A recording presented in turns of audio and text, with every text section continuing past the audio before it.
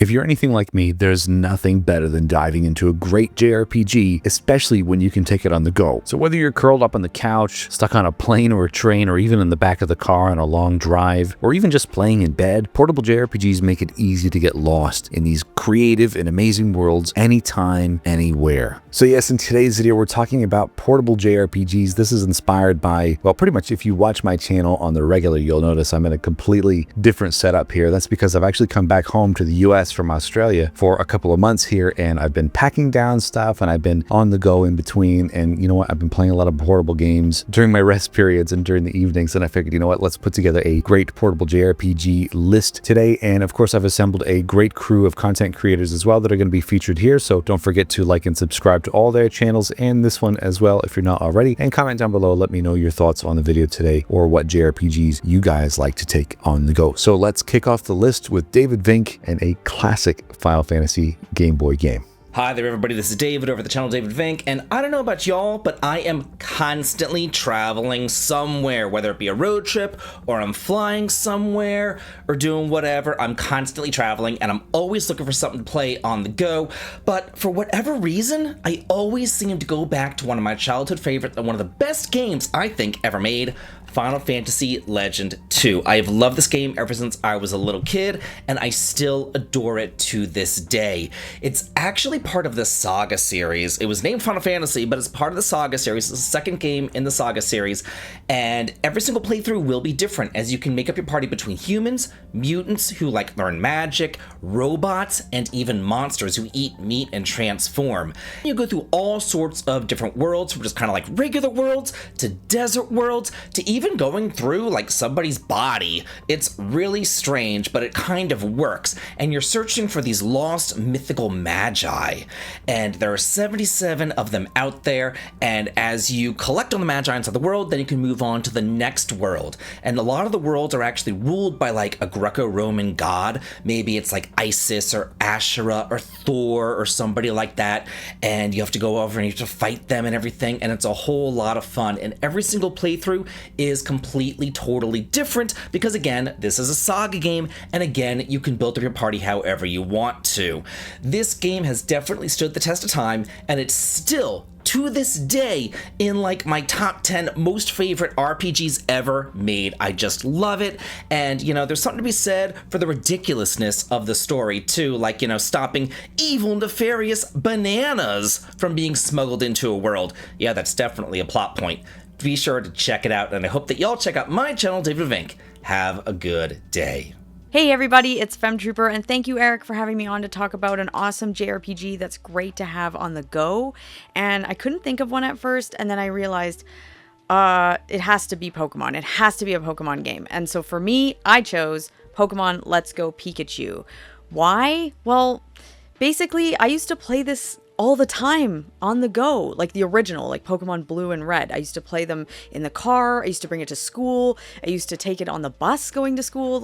Everywhere I went, I brought it to my grandma's house. I played outside. I played inside on the couch in my room, everywhere.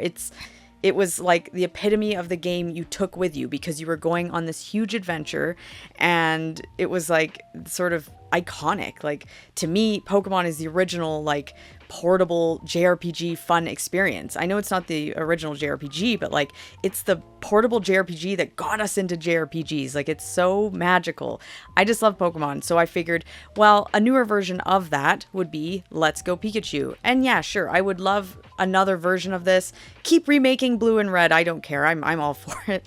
But yeah, it has to be Pokemon Let's Go Pikachu for me. So I'm curious to see what everybody else said, and I hope to see you guys over at my channel. So I'm not somebody who takes their games out of the house all too often, and JRPGs, these games with big quests on epic scale, they almost feel like they need to be played at home on your big TV, fully immersed, no distractions from the outside world. But there are some games that just work well in shorter bursts, and some games I would say are even designed to be good in short bursts. One such game for me is none other than Live Alive, or Live Alive? I'm gonna call it Live Alive. This is a game I first started on a plane ride across Canada on my Nintendo Switch when this remake first came out. And for those who didn't know, this is a remake of a Super Nintendo game that never actually came out here in the West before.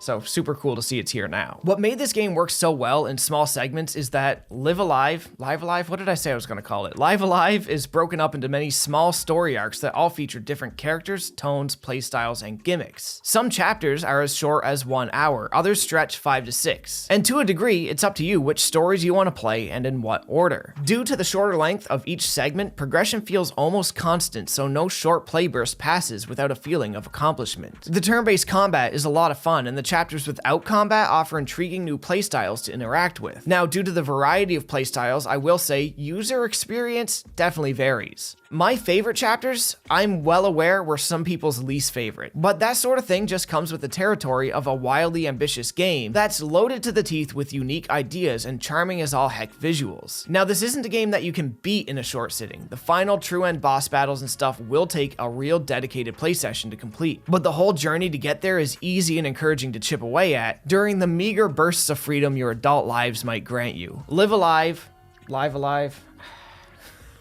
whatever I said I was going to call it, it's an easy, on-the-go recommendation from me. And just a fantastic game. And hey, by the way, before we get to the next one, don't forget to subscribe to all the fantastic content creators that are featured in this video today. I really appreciate them for taking the time out of their busy schedules to submit a clip here. So spread the love, spread the wealth. On to the next game. What's up everyone, I'm Luca from Fader Gaming, and there was never a better time for gaming on the go. So Eric, you're asking the right questions. What are the best JRPGs to play on the go? One of my favorites of the last couple of years, and highly underrated, is Monster Hunter Stories 2.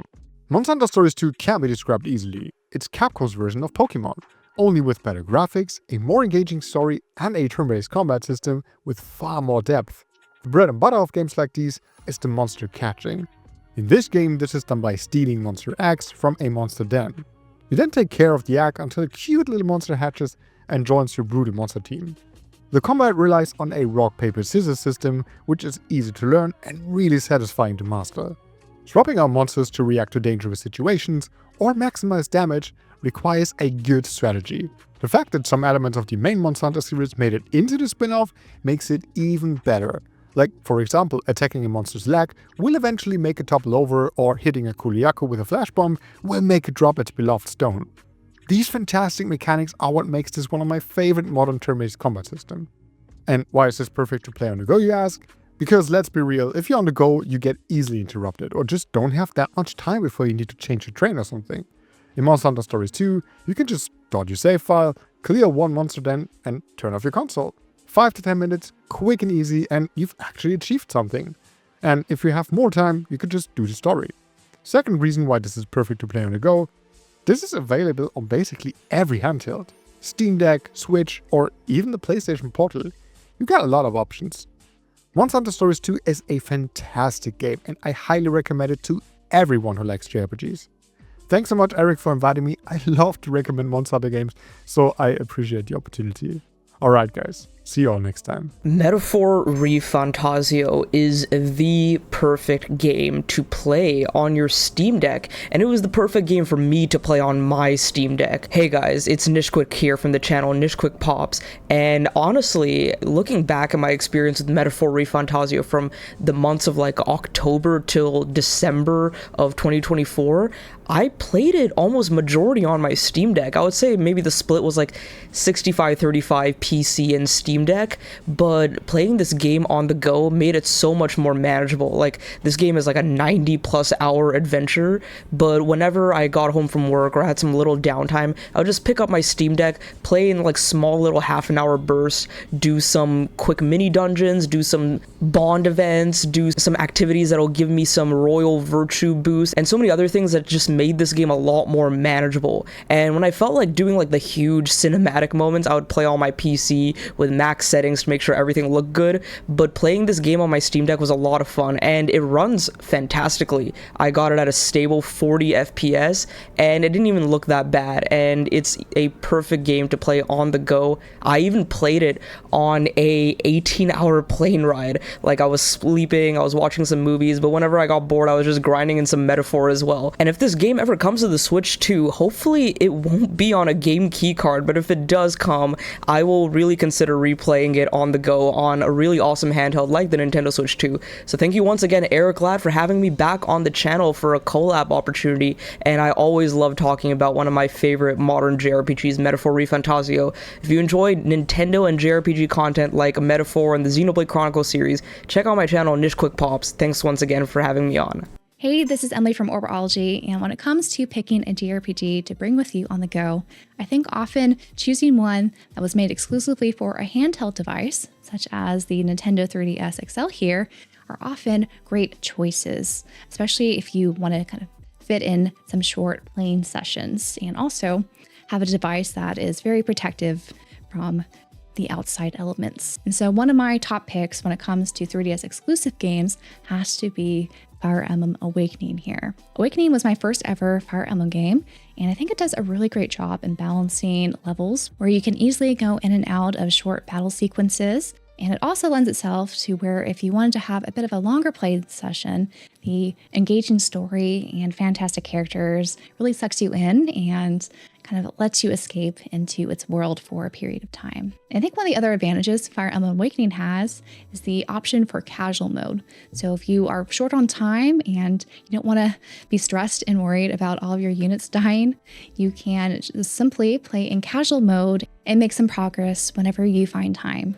There are a number of exclusive JRPGs on the 3DS, but I do think Fire Emblem Awakening here is a perfect one, especially for gaming on the go. What's going on, guys? Up in Nimbus here. So as to no surprise, my choice for a portable JRPG that I think is one of the best to play is both Xenoblade Chronicles 3D and also Xenoblade Chronicles Definitive Edition on the Nintendo Switch. But why do I think this original game in the Xenoblade series is perfect for on the go? Despite the game looking not the greatest on the 3DS, the portability aspect of this grand semi-open world JRPG, I played the crap out of this game on my Nintendo 3DS, going back and forth from university and home when I was studying Japanese like 10 years ago. And I tried to cram as much time playing this game on the buses while traveling to university. Every moment I was on the road, I was on the go, I was playing Xenoblade Chronicles 3D. And naturally, because this game also got another portable version on the Nintendo Switch, I too was also playing that portably, but more so in bed. I wasn't really going anywhere. I kind of stayed at home, but I played it handheld a lot. But the game really is ideal for playing on the go. I know it's like this giant cinematic masterpiece and experience that, you know, a lot of people would expect you to play on the big screen, which it is, do not get me wrong, but putting in some headphones, being immersed in the world of Xenoblade and the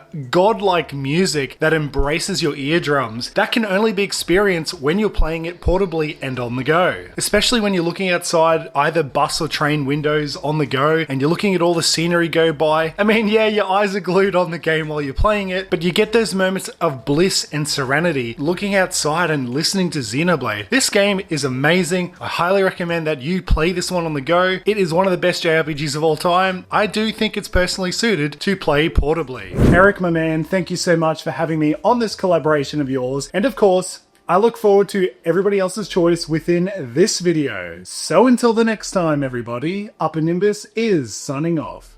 Now, whilst I'm getting set up to do my little piece for Erek Lad in this collaboration, I must stress that with this being a chicken fillet section, that no, I'm not going to be talking about Harvestella. Now, okay, let's get cracking on. John aka Chicken Fillets here. Now, thank you to Erek Lad for having me on this collaboration to discuss the best JRPGs to play on the go. Now, with an array of different handhelds from the Nintendo Switch to the Nintendo Switch 2 and the Steam Deck and other handheld devices, there is so many amazing games that you can now play on the go. Now, I was thinking on a different aspect of, you know, I could have just picked my favorite. I could have picked a Xenoblade here or a Final Fantasy here. But I wanted to talk about something which was different, because I wanted to think about if you're going away on your holidays, a game, an RPG that you can complete on a weekly commute to work. Something like that. You can see where I'm going with this. So, I was thinking about Jack Move. Now, Jack Move is an indie RPG which is published by Hype Train Digital. Now, in this game, we play as our protagonist, known as Noah, in a cyberpunk setting.